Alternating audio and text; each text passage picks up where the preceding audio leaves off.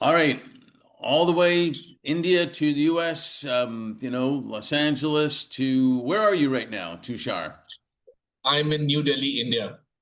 Cool. Well, welcome to the Leader Who Cares series. I think people are going to realize that there is a reason you're on this because you're going to show them you really are a leader who cares. And I hope to. we were just talking about how you really can't overcare, and overcaring is way better than undercaring at the end of the day. Absolutely. So, thank you for being here. And I just have to clarify this next question for men, especially because I asked them if they can introduce themselves, and a lot of times the first thing they say is, "My job is, my title is, my this and that, and whatever."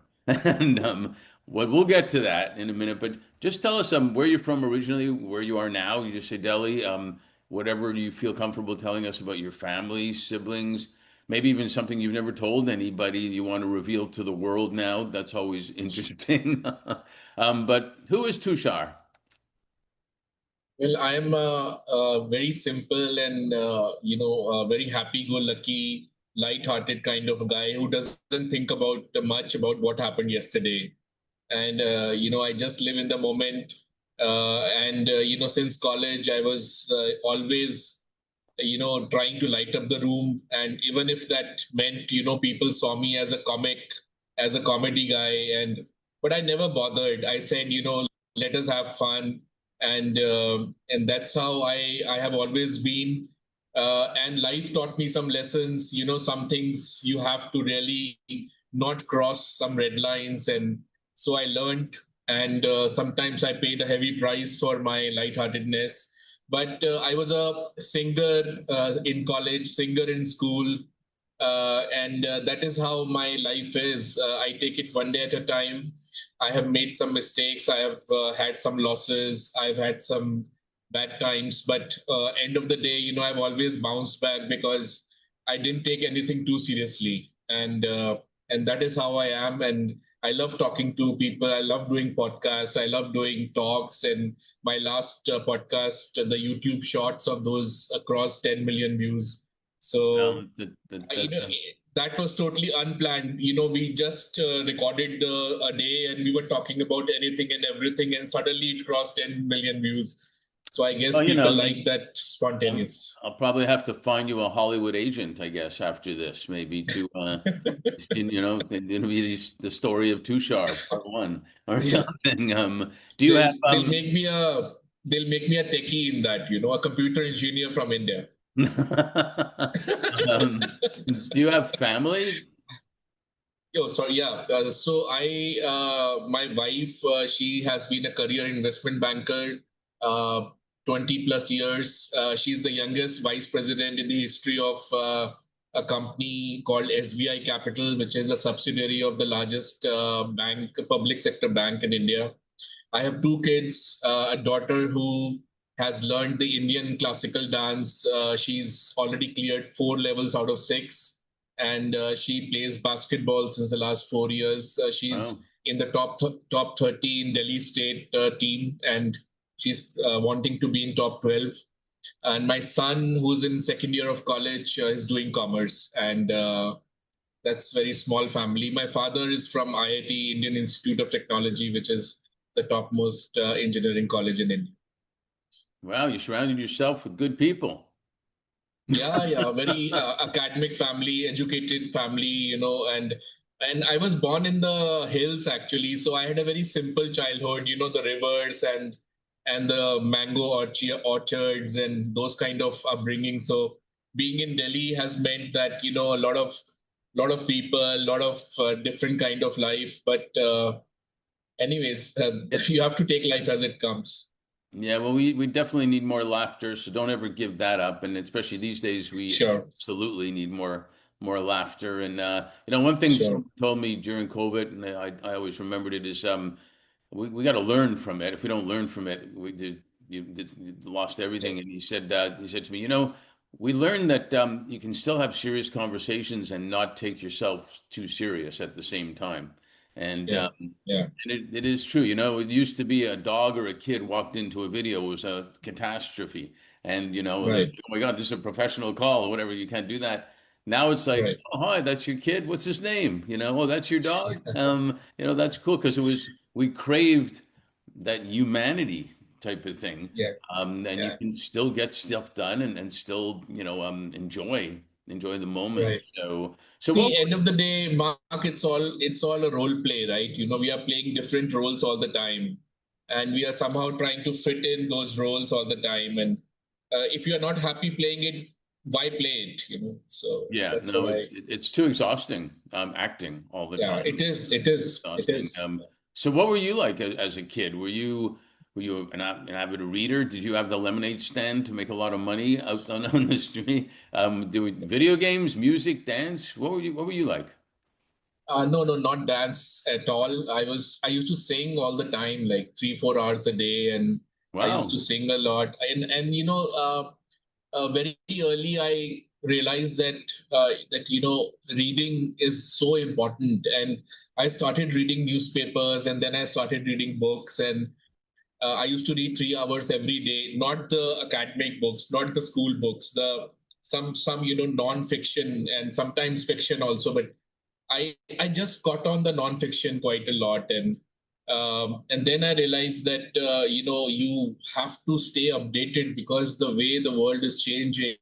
Those were the 90s when the whole dot-com boom and everything was new and internet had come in, and so I always I'm till date an avid reader, and I discuss a lot, I read a lot, and um, that's how I look at life. That it's all about knowledge and wisdom and reading other people's viewpoints, because everybody has lived practically the same life. In a way, they have lived the same life, even if 700 years back they were also dealing with the world as it came to them, and trying to make sense of it. And some very intelligent people, some very learned people have left behind great knowledge. So why not learn from that instead of trying to make mistakes and then learn? So that is what I see learning as. Yeah, no, it's a brilliant remark. We have a term here that we work with called untapped talent, and it's people like formerly incarcerated refugees, veterans, but it's also senior people, older people that still need purpose, still want to do Sure. something, and the knowledge and wisdom they have is incredible. And it goes back, as you say, way back in history of respecting your elders, the wisdom from your elders, etc. Why Right. make the same mistakes and whatnot? So what you say is right on the money. And with the demographics, in fact, India is actually one of the younger population in the world, but the demographics worldwide are there's a lot of older people, and Yeah. we should make a point, and it's valuable for everybody to take advantage in a positive way of the knowledge that they do have. So I agree with Sure. you 100%. Yeah. When you were going to Okay. school, you got correct me if I'm wrong, your bachelor's in technology and textiles Yeah. at the Textile Institute, right? Textiles and Right. Science. And then Right. after that, you got your master's in finance at University of Delhi. Yeah. Is that's an unusual going into textiles and science. It's unusual for me to hear. What were you envisioning for yourself back then? Well, when I used to read a lot, I realized that life is about either technology or finance. So, people who made it big somehow understood technology or somehow understood finance. And when I gave my entrance examinations for engineering colleges, in this particular college, I could not get computers by one rank. So, and it was, this college was very good. So my parents said, you can change the stream later on. Why don't you join? So I joined textiles. And, all those computer guys in my batch, they are CEOs in the US, and they all made it big because that was a dot-com boom, and, they all were there at the right time.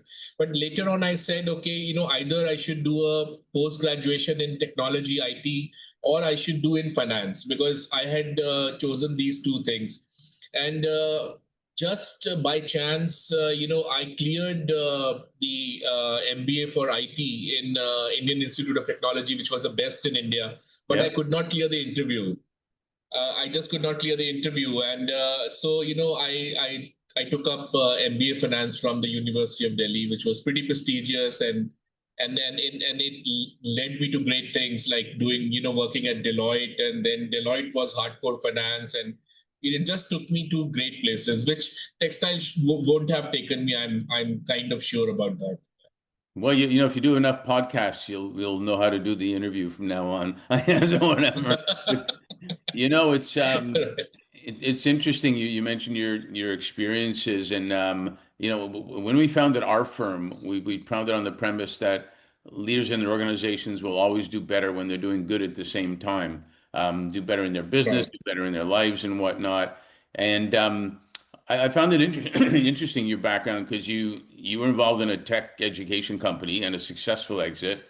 But to your point, you also said you had the experiences in Deloitte and Guggenheim and Bennett Coleman. I mean, real name players and a diversity of experiences. Can you share, any experiences that stood out for you and maybe what the common element was that made them economically successful but also socially impactful? Yeah, thank you so much, Mark, for that question. So, when I started my education institute, there were hardly any institutes in my side of the town. So for me, it was a very new experience, and for students also, they were used to studying from individual tutors and not from a company which came with the whole package. And so, for me, it was a lot of learning. Frankly, I could have done better in that because I was always focused on the well-being of the students, even if it meant providing them extra classes where I was not getting paid extra, even if it meant me addressing them, from my own time, motivating them and getting them the best mentors to, talk to them. But I always did that. I never compromised on what we delivered to the students, and that is why we were able to exit that particular business in 2006 at a fairly good valuation. These were not the times of venture capital or private equity, so we got a fairly good valuation for our business. And post that, I have been part of Deloitte, where I actually learned hardcore finance. The sheets and the models, the financial models, and it was really amazing. Very, very very stressed out kind of culture, but the learning curve was really good. And later on at Guggenheim Partners owned company, where I was the CFO, and it was really amazing. And in between, I was at Bennett Coleman's VC fund, which was the largest VC fund in India by the number of deals. Yeah. So we had a very hectic calendar, just keep on investing, keep on investing. So, term sheets came left, right, and center. And so everything. And I was very lucky, Mark. I was very lucky because Deloitte took me after I had a 6-year business experience. And then the Times of India VC guys took me. So, I was very lucky. And till today, all my work surrounded by finance has been because of those learnings. And I also learned that if you are delivering a skill, it has to be human centered, because the moment you try to be too technical, the moment you try to be too sensational and too, you will not connect with your clients, you will not connect with your customers, you will not connect with your founders. It has to be within a certain human centric, impact bound, which is beneficial and truly sustainable. So, that is what I learned after. Like my boss used to tell me, Tushar, don't hit the founder with your valuation. End of the day, we have to see what is in his mind, and we have to come to a mutual agreement about that. So, the numbers are not there to scare people. So That's that is how I brilliant. learned about. Yeah. That is, finance is sometimes, people who are in finance, the accountants and all, they are so fussed about the numbers, but they forget that there is a person sitting behind that company. Yeah, it's so interesting you say that because we work with a lot of startups, growth companies, and the founder has an expertise that got them that far, whatever it may be, the scientific expertise or the product development, whatever it was. And, the really, really good ones obviously know what they're good at and who they need to scale the company. But it still can be a very emotional thing. We call it, they're giving the baby to the babysitter for the first time and they hope they don't drop them type of thing. Sure. And Yeah. Yeah. and I've talked to so many PE and VC firms and whatnot, and the smart ones tell me that the decision to allow them to be the investor to acquire the company a lot of times can come down to the founder really sees that they care about his Yeah. company. And Absolutely. to, Absolutely. to your point, because the numbers of this firm and that from that with the investors putting out offers, they're going to be give or take the same, maybe a little structure differences. But sometimes it Sure. really does come down to the founder sees you're going to grow the company that he or she has built. So to your Sure. point about the human side and understanding them, throwing a valuation number at them to dispute what they think it's worth isn't going to take it further. That was my lesson. After coming from Deloitte, I was totally fussed about numbers. And my VC boss told me, Tushar, just calm down. Don't take it, take it easy. I can see it. King Tushar is here to do evaluation. Coming from big four, so Yeah. Um, yeah, I think bringing the human part into the whole equation actually has allowed certain VCs and PE firms to get the deal to happen. Um, and I'll tell you, I'm sorry to interrupt you. Like, yeah, the one of the very good performing VC funds in India is Titan Capital. And if you look at their philosophy, they make founders comfortable. And because the founders are comfortable, most of the good ones end up giving them equity. And that is their model. And on the basis of that, they have a 50% success ratio. I mean, it's it's amazing. not rocket science, is it? They do say that one of the biggest reasons startups fail is not just revenue or funding, it's conflict either between the founders or between the founders and the Yeah, investors, absolutely. where they don't need to have conflict. And the program that a lot of them have been recommended to that we recommend to is called Nonflict. And it's about how to look at conflict as just different ideas and actively listen to each other. Like you said, the Deloitte guy or whatever said, listen, we got to see what's in the founder's mind, listen to them and Right. different ideas, and then you work it out for mutual best interest. So I think you're right on the money there. So speaking about humanity, they say the fourth industrial revolution is about AI and tech. Pretty clear, especially AI. But the fifth is really about humanity. People are talking right now, and we very much focus here on talent, tech, and impact, how they come together for sustainable results. You describe consultancy, and I've told you this before. I love the name; it's really good. Very Consultancy good. Ventures, and I'm going to quote, I think, helping change makers accelerate their dreams by means of venture capital. Um, who are the change makers you select to engage with, and what's your insights on how you can combine the financial and human capital they need? Because when you get funds, it's usually talent you need, technology you need, etc. So who are the change makers you look to engage with, and how do you engage and accelerate for them? Uh, Thank you, Mark. The change makers we associate with the founders who are building scalable companies in climate tech, fintech, ed tech, and so on. The first generation entrepreneurs, maybe from small towns, tier two, tier three, and specifically women-led and youth-led startups with which are purpose-driven. And we provide three kind of assistance. We feel that a founder needs capital, but capital is overhyped as something which they need, because beyond capital there is a huge need of management know-how. They need to know how to motivate teams, how to run teams, how to hire teams, and apart from that, on what principles each vertical works, how operations work, marketing works, finance works.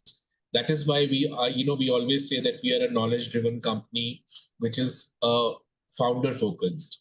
And there, apart from that, you have to also make them realize that although profits is what guides a business success, but in today's times, a company is seen in many different ways. And if a company is just about profits, most of its stakeholders will not appreciate uh, why they are working with the company, why they are part of the team there. Even the government and the other stakeholders will not like working with the company. So we make them conscious about that, there is something called conscious capital. There is something called conscious teams. And, conscious about the environment, about social impact, as well as corporate governance.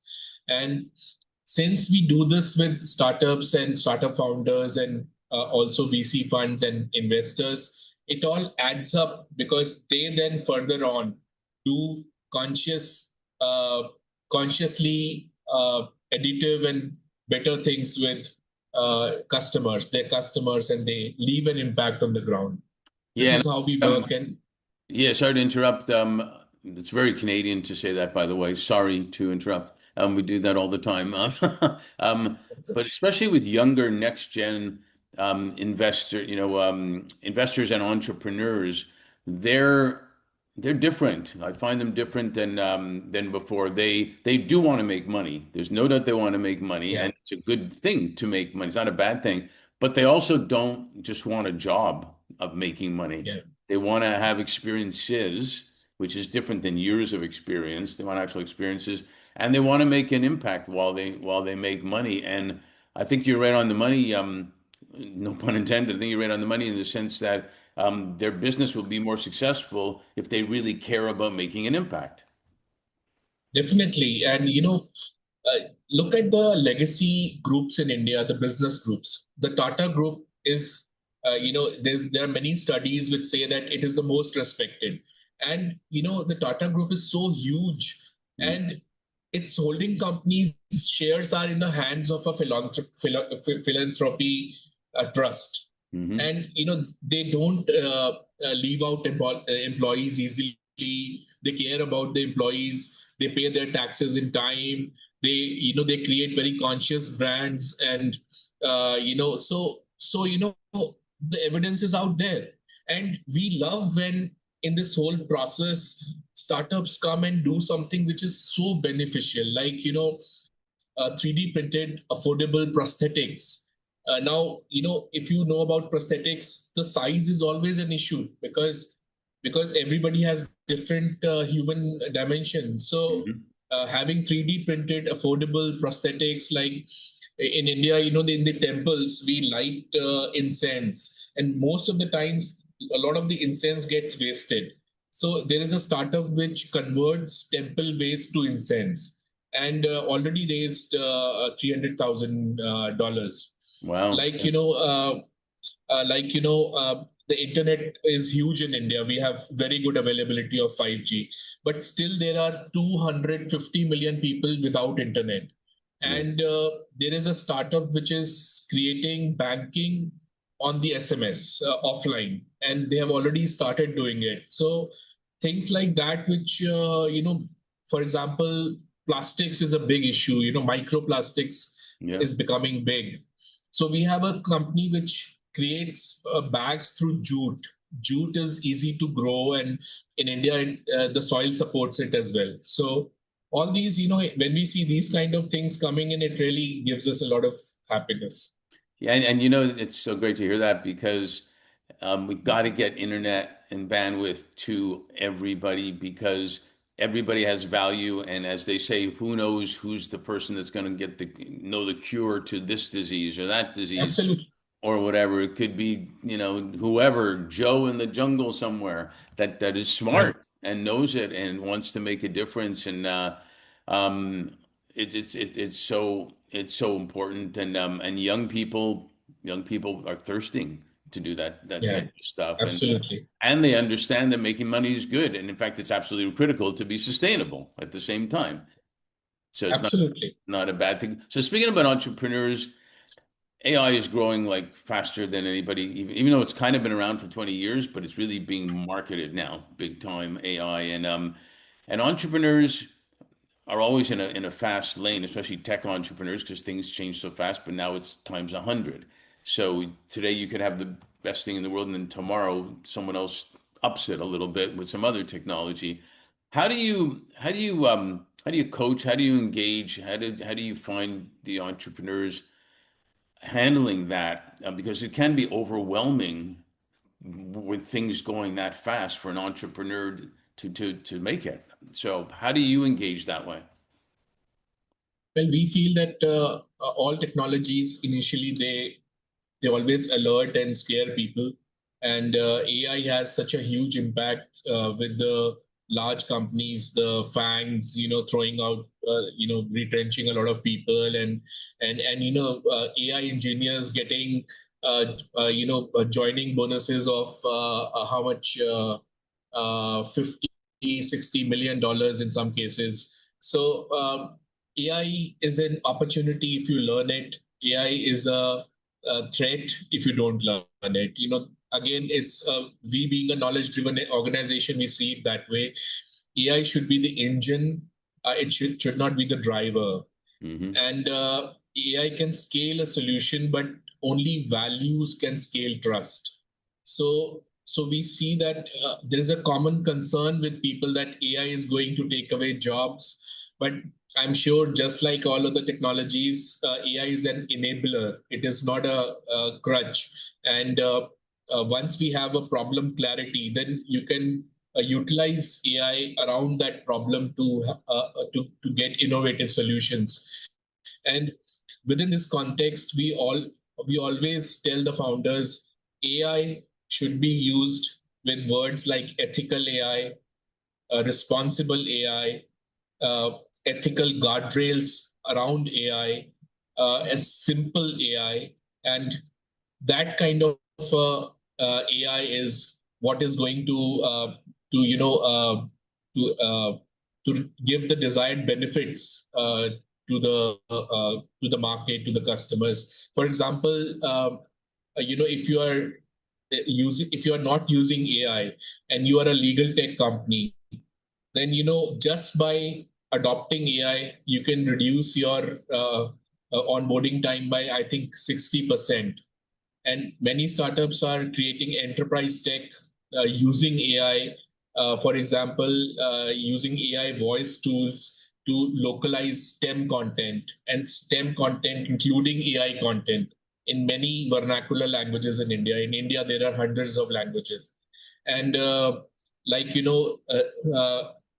resume anonymizing AI, which does not show the gender, leading to 22% more adoption of women in roles in jobs. Right. So these kind of startups can utilize AI in the right manner and deliver the right impact. Yeah, I agree. I heard an interview really quick with the CEO founder of NVIDIA the other day, and he said Jensen, yeah, a lot of similar to what you're saying, but he also said, the great thing about it is the coding language now is English, not computer, but it's English yeah, or whatever English. language it is. You don't have to learn coding per se. You can just talk, and I think that's a big play too. Well, in Los Angeles, we always say that we should leave the audience wanting more so we can do a sequel because we're big on sequels in Los Angeles. And, Yeah. but I do have one more question for you. Um, Sure. in 2021, a client told me he was talking about 2020, the pandemic and COVID. He said, that was the year. He says that was the year that went by, the year that flew by slowly, he said to me. Sure. And very often in talking to so many people, it's like everybody feels like COVID was just yesterday and also years ago at the same time. And now we're already in 2025, which is amazing, the last half. And so things have moved fast. And with all that said, what are you most grateful for and what are you most hopeful for? Well, I hope a lot of things moved online, and Zoom, took off. And I remember in the middle of COVID, I, I saw the market capitalization of Zoom. I said 42 billion dollars. And before that, we were so used to the clunky Skype Mm. and uh, stuff like that. And I'll tell you this: there's a guy, Mohan.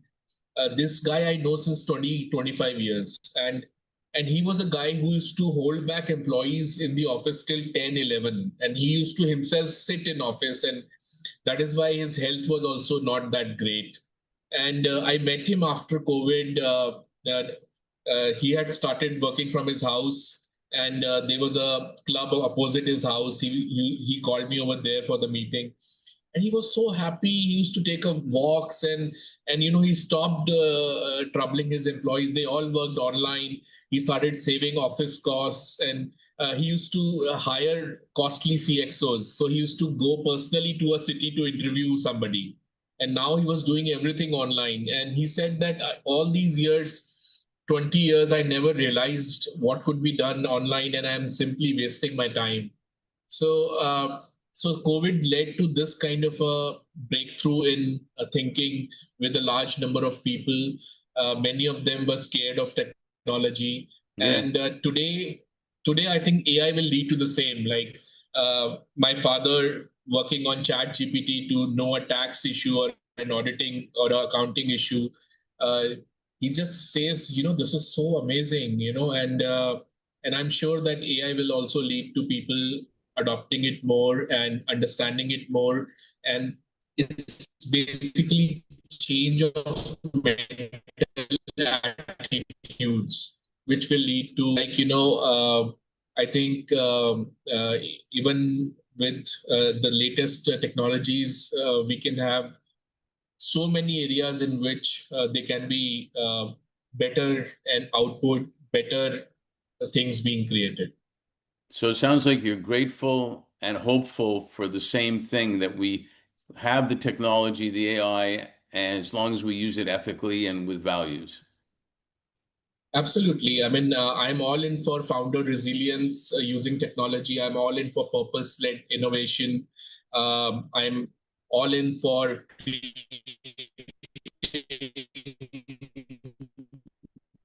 platforms using technology which are borderless and which can result in more diversified. I Mhm. am all in for youth-driven deep tech companies solving for the world, and I'm hopeful for a greener and a healthier uh, earth.